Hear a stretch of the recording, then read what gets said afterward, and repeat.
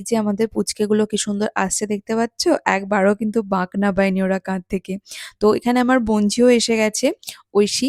ও সকালবেলায় ওকে চলে আসতে বলেছিলাম, ও তাই বাবার সাথে এসে যেহেতু গেছে। ভোগের দিন রাত্রিবেলা প্রচুর মানুষজন আসে, বিভিন্ন জায়গা থেকে যাত্রীরা আসে, পাড়ার মানুষজন তো আসেই। তো তাই তার আগের দিন থেকেই সমস্ত কাজ-বাজ, আনাজ কাটা সবকিছু শুরু হয়ে গেছিল। আমরা সেভাবে যেতে পারিনি কারণ আগের দিনে প্রচণ্ড বৃষ্টি হচ্ছিল। তো তোমাদের এর পরের ভিডিওগুলোতে সমস্ত কিছু দেখাবো। আর এই বিশেষ দিনটার জন্য আমরা সারা বছর অপেক্ষা করে থাকি।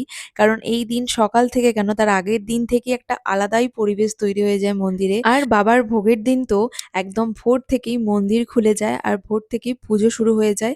তো ভীষণ ভালো লাগে, সারাদিন পুজোর মধ্যে দিয়ে কাটে। তো তোমরা যারা একবারও বাবা পঞ্চানন্দের ভোগে আসোনি তারা পারলে পরের বছর আসার চেষ্টা করো। আমি আগে থেকে তোমাদেরকে ভিডিওর মাধ্যমে জানিয়ে দেবো কবে ভোগ পড়ছে না পড়ছে। তো এই যে আমাদের খুদেগুলো একটুখানি ক্লান্ত হয়ে গেছে, বসে এখানে তাই একটু মিষ্টি খাচ্ছিল। এখানে যারা আর কি জল নিয়ে এসে বসে তাদেরকে মিষ্টি জল এইসব আর কি দেওয়া হয়। তারপরে এর পরের ভিডিও দেখাবো বাবার ভোগে কি কি রান্না হয়েছিল। তো ততক্ষণ পর্যন্ত এই ভিডিওটা লাইক করে যেও, কমেন্ট করে যেও আর অবশ্যই পাশে থেকো। টাটা।